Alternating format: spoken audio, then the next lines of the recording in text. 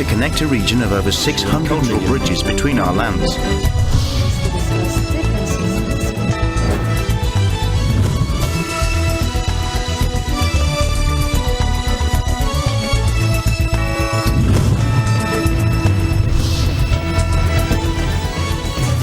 Good evening, I'm Los Angeles. You're watching ASEAN in Focus on tonight's headlines. In a significant decision, the U.S. Supreme Court has struck down affirmative action, ruling that race cannot be considered as a factor in college and university admissions. The court's Conservative Party, in a 6-3 decision, deemed race-conscious admissions programs at Harvard University and the University of North Carolina as unconstitutional. In the midst of the Canadian wildfires, the impact on air quality has reached critical levels, affecting millions of people across North America and beyond. Senator Dan Sullivan, a respected and influential voice in the U.S. Senate, has issued a grave warning, raising concerns about the potential fallout from China's hypothetical invasion of Taiwan on global democracy. Senior U.S. officials have confirmed ongoing discussions with multiple countries regarding their potential involvement in the second phase of the Aukus agreement.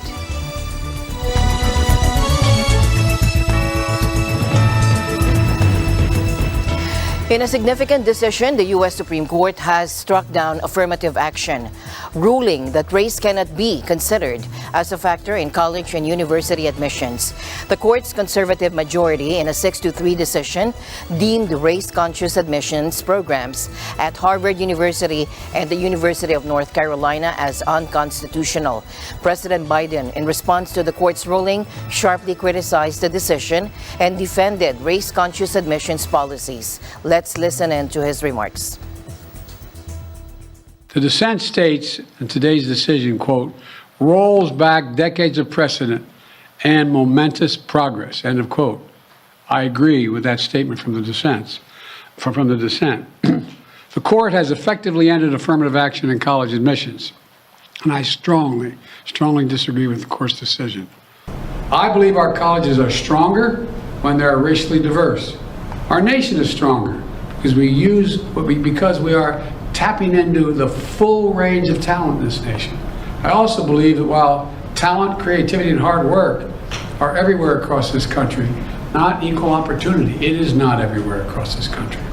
We cannot let this decision be the last word. I want to emphasize, we cannot let this decision be the last word. The truth is, we all know it, discrimination still exists in America. Discrimination still exists in America. Discrimination still exists in America. Today's decision does not change that. Now, the ruling has sparked a range of reactions among individuals at Harvard University's campus. I think that would be unfair to take away the advantage when it comes to race, because as we all know that it's not really while there has been progress when it comes to alleviating racism from our institutions, there still is a lot of racism when it comes to the selection process. And Harvard is a top university around the world, and we should accept more students, have different colors, come from different places. I really want more Asian students. We can be united, and we can against this unfair law for this. Affirmative action policies were originally implemented in response to the civil rights movement of the 1960s, aiming to address the historical discrimination faced by African Americans and other marginalized communities. While proponents of affirmative action argue for its continued necessity in addressing systemic inequalities, some conservatives contend that the policy has served its purpose, citing significant progress made by Black people and other minority groups.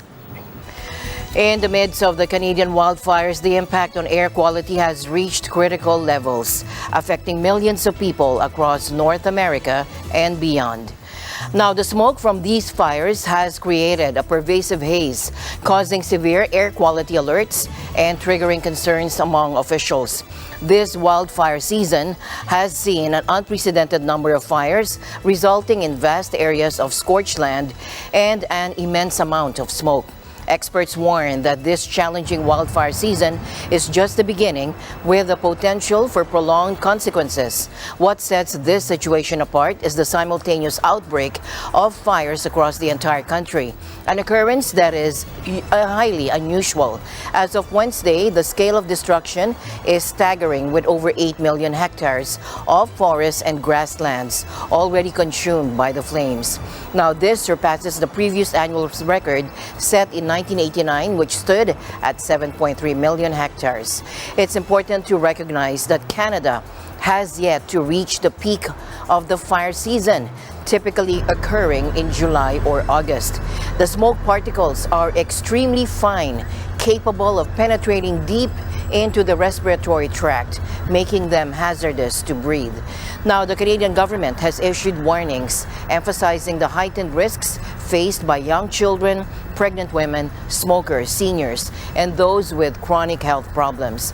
Dr. Courtney Howard, an emergency room doctor in Yellowknife, located in Canada's Northwest Territories, explains the severity of the situation. He said, quote, the particles are so small, particularly the ultra-fine ones, that they can get all the way down into your lungs and then cross over into your bloodstream and lead to inflammation, unquote.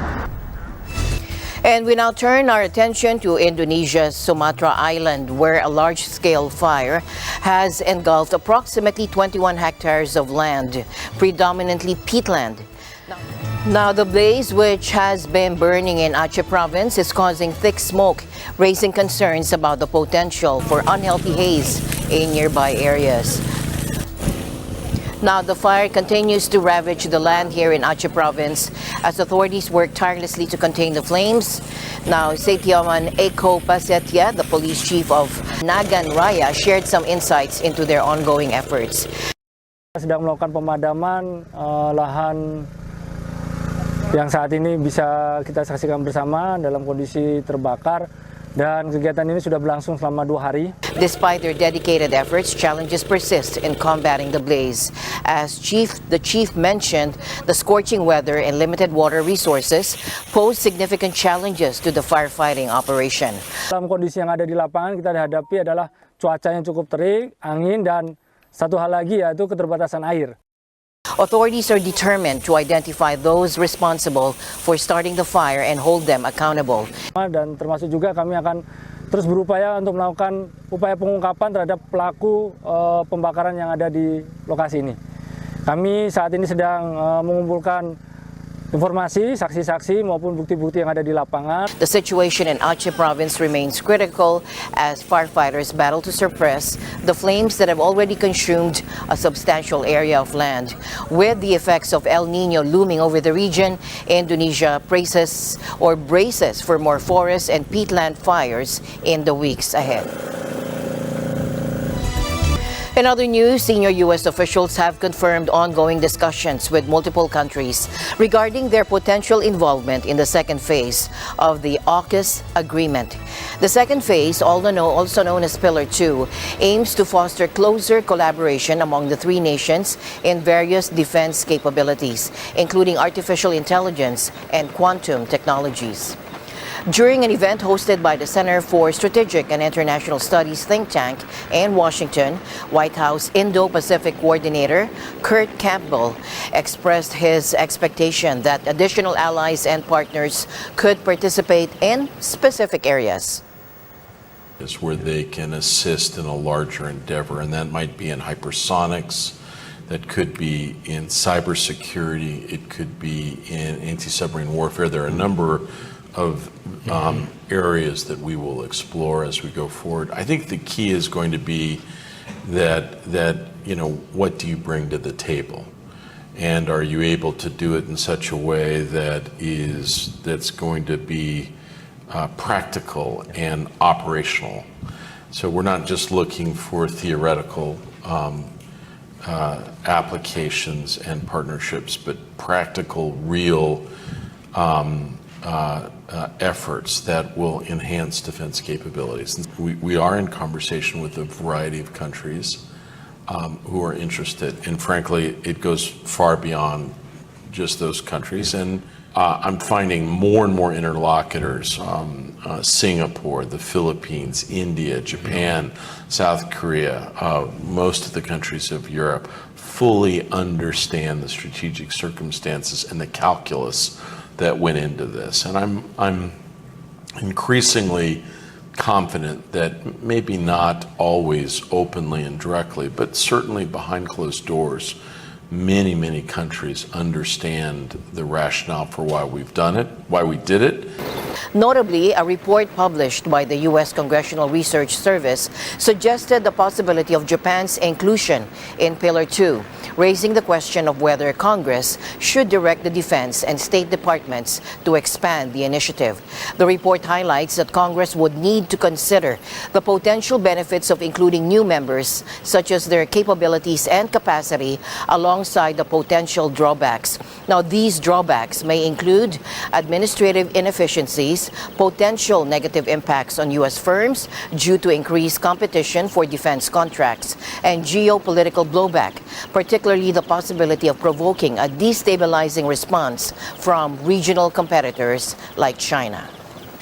Now, the AUKUS agreement's first pillar involves Australia procuring American Virginia-class submarines, followed by the construction of new submarines based on a British design using U.S. technology. Now, this ambition plan is still subject to several legislative hurdles in the U.S. Congress. Clearing these hurdles will be essential for the agreement's progress and the realization of Australia's nuclear submarine fleet. Where do those submarines come from? Should those be submarines that we already have? Should they be future production? How does the kind of industrial capabilities of all three nations play into this? Because it is a numbers game at this point. It's too early to give you an answer on precisely where those submarines will come from, whether that's excess capacity or whether that comes out of U.S. inventory. Our goal, and you can see the testimony to it, is the significant investment that the U.S. Congress is supporting in terms of the industrial base. $650 million last year, another proposed $750 in the 24 budget, and almost $3.4 billion, I think, over the 5-year defense plan. So a significant investment across a number of different areas: workforce development, shipyard infrastructure, strategic outsourcing to smaller companies. In short, we do not underestimate the difficulties that lie ahead. And I think it goes right to the points that we made earlier, that the foundational trust piece here becomes really important. And in terms of mill-to-mill relationships, we're talking about a 30-year endeavor here. We're talking about a forever endeavor, but in terms of the phases that I spoke to, we're talking about 30 years. And so while administrations will change and the three countries, hopefully the mill-to-mill relationships provide some sort of a shock absorber, right? Where that you can always count on that as being, those relationships as being foundational to execution. China has strongly criticized the AUKUS pact, denouncing the three participating nations for embarking on a wrong and perilous path. In response, Dr. Campbell emphasized that Australia and the UK had made a resolute choice to forge a strategic alliance with the US that would extend far into the future. And I would say that it was not very many years ago that if you had to make an argument which countries might be prepared to reorient more closely with other countries in the region, like China, Great Britain and Australia were two countries that, in 10 years ago flirted with different kinds of orientations. And that period has changed fundamentally. In tonight's other news, Senator Dan Sullivan, a respected and influential voice in the U.S. Senate, has issued a grave warning raising concerns about the potential fallout from China's hypothetical invasion of Taiwan on global democracy. Addressing a gathering at the Center for Strategic and International Studies in Washington, D.C., Senator Sullivan, hailing from Alaska, discussed the critical implications of China's military preparations for a potential confrontation with Taiwan. As a member of the influential Senate Arms Committee, Sullivan shed light on the alarming developments. All right, if we don't want a conflict, and we're not going to launch one, the United States isn't, Taiwan is going to launch one, it will be launched by Xi Jinping and the Chinese Communist Party. I have a slide there of Xi Jinping and his new members of the elected after the National Congress of the Chinese Communist Party in November. These elderly gentlemen in their fatigues. There's a seriousness here.